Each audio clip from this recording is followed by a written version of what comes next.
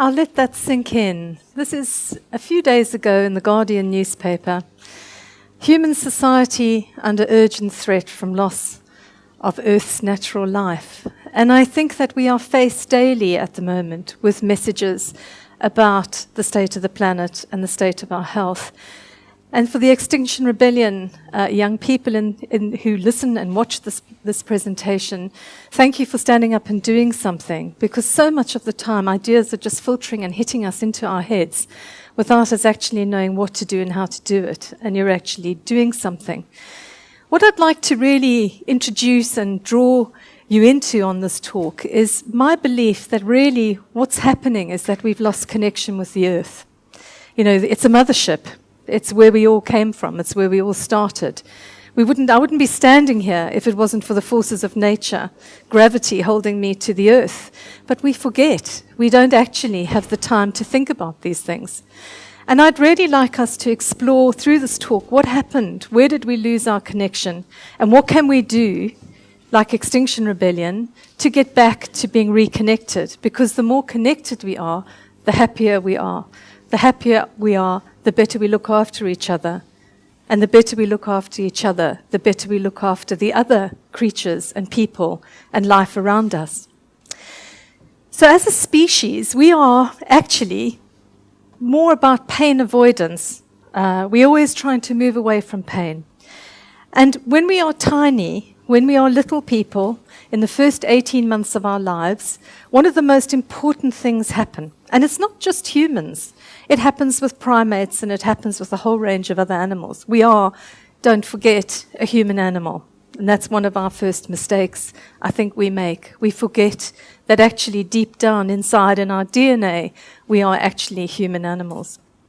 So in those first critical 18 months of life, we have something what's called attachment.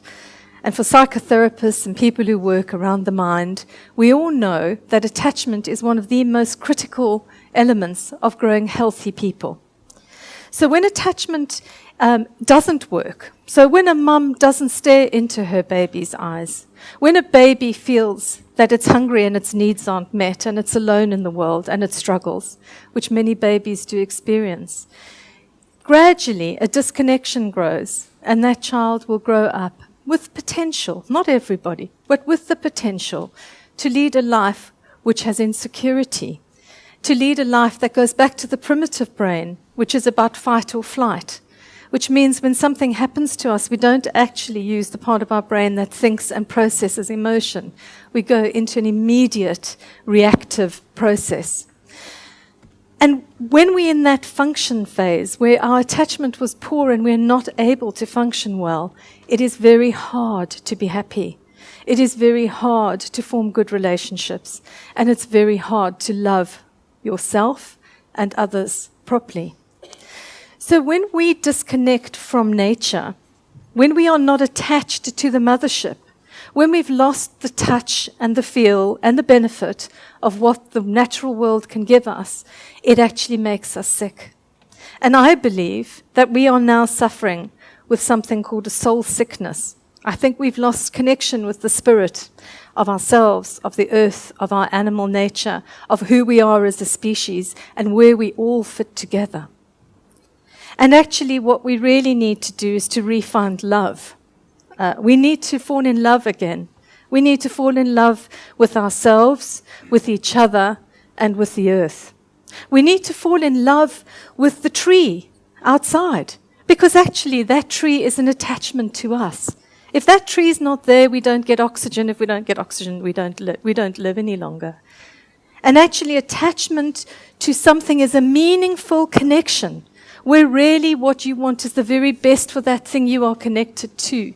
Because if ill health befalls the thing you are connected to, ill health will befall you. Historically, if you go back to what they call the pre-Neolithic times, we lived in animist communities. We lived in small hunter-gatherer groups of people, almost across the entire planet. The history shows of animist groups living. And how we lived there and what we did is we actually believed that everything had spirit. Everything had a soul. So a leaf, a plant, a tree had meaning. It had meaning for us. And as we grow as a human species, we know that behavior that's positive is led by good meaning. We need meaning to act. We need meaning to feel. So we lived in a world where our social interaction, because we're a social animal, was in place, and we believed in soul and spirit in everything around us. So as a tree fell, so we fell. As an animal died, we might absorb their food, but we left ourselves back in the earth to replenish what we'd taken. We lived in what was then called a much better direct relationship with the natural world. Now, I can't tell you from history how happy everybody was, but I imagine that they lived in some kind of what they call stasis, where they were actually in some kind of harmony. And then things started to change quite rapidly. And I think one of the things that we forget is that when you look at the evolution of the species, and you put your arm out and you think the evolution of the species, our species, and you took a very, very, very tiny pencil and you drew a line across the top of your shoulder, that would probably be the last 200 or 300 years of us as a species in our evolution. But we carry the DNA and the history of this evolving humanity that actually carries a biogenetic disposition to being part of nature. It's in our genetic, historical DNA makeup. We are a biophilia species, and we forget that. It's terribly important. So what happened is we then discovered we could grow crops. And so then when we grew crops, we could store. And then we didn't have to move around so much anymore. This is a quick snapshot of history of the planet here. So you didn't have to move around. You didn't have to work quite so hard. You could actually have storerooms. You could put your grain in. You could live in settled communities. And with the settled communities came structure and hierarchy and order and all the things that had started to shift from a much more free-based, more fluid animist community. And with that came the protection of my space. This was my space. That's your space. We grew into a species that started to populate more. Because we had more food, we were able to eat more, we were able to grow more. It worked in a way that it changed everything about how we ate, how we functioned, how we behaved. And then it grew, and the Romans came along, and we had things which were called cities. You know, the whole word civilis comes from civilization, from living in an urban environment. And in an urban environment, we needed order and we needed structure. And then fast-tracking the evolution of the species as fast as I can, because my time is limited, we then started to look at people like Descartes and the Cartesian models of life, where actually science became the ruler. Science became the order of the day because we could actually put things into structures, and nature became something that didn't have soul or spirit and wasn't actually connected to us, but it was something separate that was created into form and structure. So Giles Hutchins writes in a book called The Illusion of Separation that we moved into an illusion of separation because we started to see ourselves as utterly separate from the natural world. Even religion started to have this framework that we were people who could utilize the earth for our benefit. We were the dominant species on the planet who had an opportunity to work the earth for our good. And that's the way it worked. That's how it went. And we evolved from there. And what happened then is we have now grown into a species, remembering our DNA, as a species connected to nature. Most of the planet now live in cities. Now, there's a huge movement to green cities, but we are still living hermetically in cities. We close a front door. We switch on a light. We open a tap. Very few of us, me included, every time I switch that switch on or open my tap, say thank you. The only time I really think about using resources is when I'm in the wild, which I do as often as I can, because I have to walk to the river and pick up a bucket of water. And boy, betard, I trip and I drop it. I've got to walk all the way back and fill it up again. It's a resource that's limited, and I value it because I've had to put work into it, and it's got meaning. And living in cities is just the way it is. But there's something in living in cities that affects our minds. It affects our brains. We lose contact with our communities sometimes. Some of us are lucky and we've got great neighbors. Some people live in desperate isolation. in tiny little flats, dying of loneliness. Loneliness is one of our biggest problems on the planet today. And yet, we talk about connectivity through technology all the time. We have a population that is growing so rapidly. We have got too many people on the planet, and we don't know what to do about it.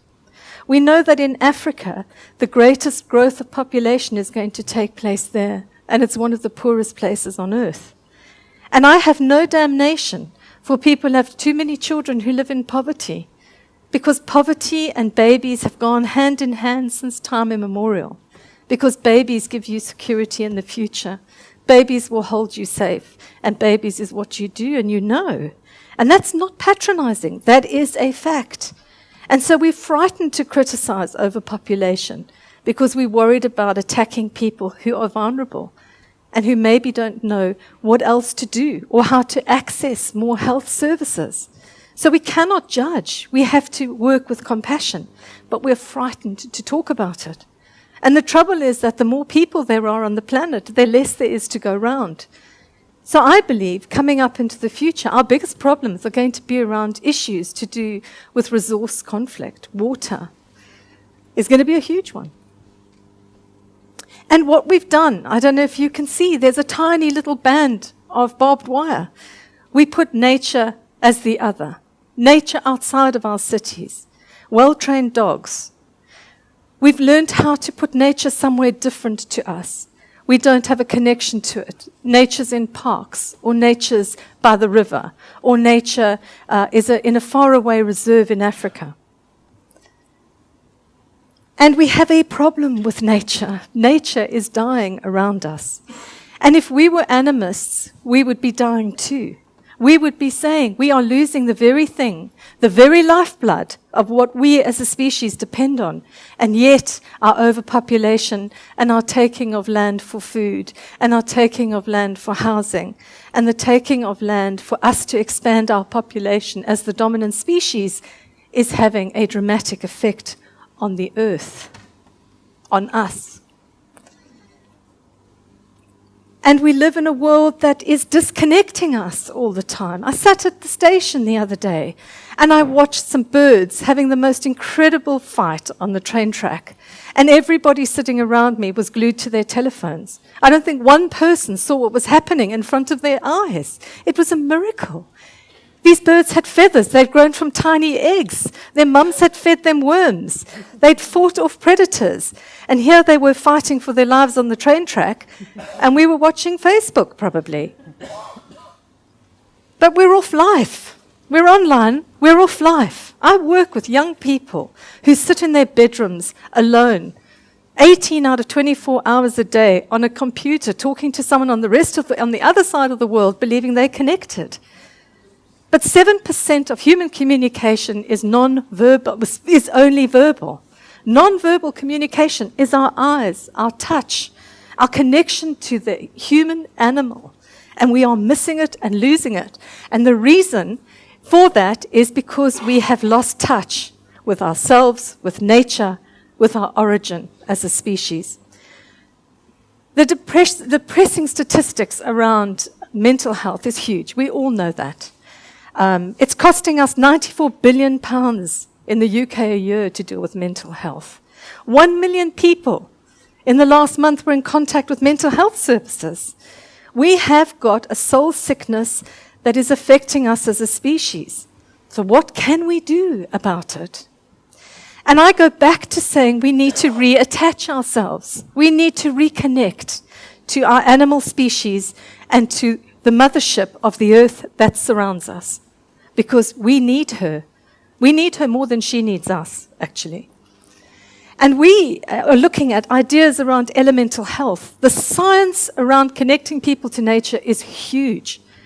We are doing extreme amounts of work on really trying to explore what happens to you the more connected you are to nature. We now know absolutely 100% that you will improve in your mental health because we do the work and the research. And we feel it. We know it. And yes, we can educate, and we educate children in their thousands to get out and connect with nature. It's vitally important. But what we also need is to teach children to play in nature and to learn to be curious and to learn to find awe and wonder about nature and to be excited by little bugs and leaves and to feel cold and to get muddy and to watch the clouds scud above our heads and be absolutely mesmerized by the fact that the earth is round and that the sun rises and the sun sets. We need to recreate awareness and a longing to want to know what goes on around us in that world that is so wonderful.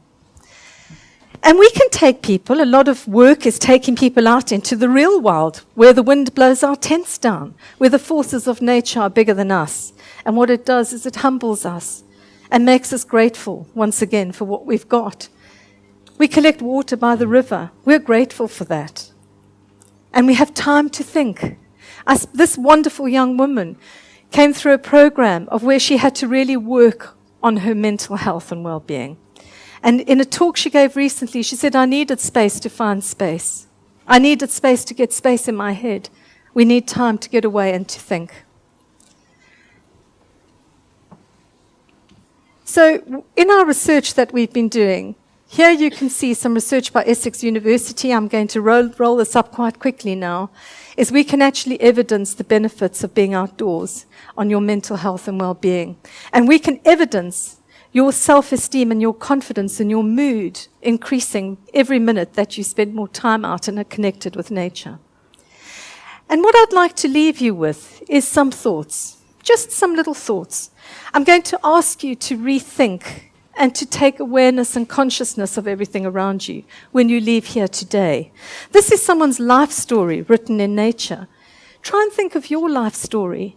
Try and go outside and think of the life story of all those species that surround us in all their beauty and magnitude. Try and think about what it took for a bird to grow, what it took for a tree to be as tall and big as it is. And let's be grateful for all of those beautiful, magnificent elements of the natural world that surround us, that give us life, that give us awe, that give us beauty. And let's look after ourselves. Let's reattach to the good in ourselves. Let's reattach to the good in each other. And let's reattach to that mothership of earth who gave us life, who gave us meaning, and on whom our lives 199% are required to attach to for our own life. So thank you very much.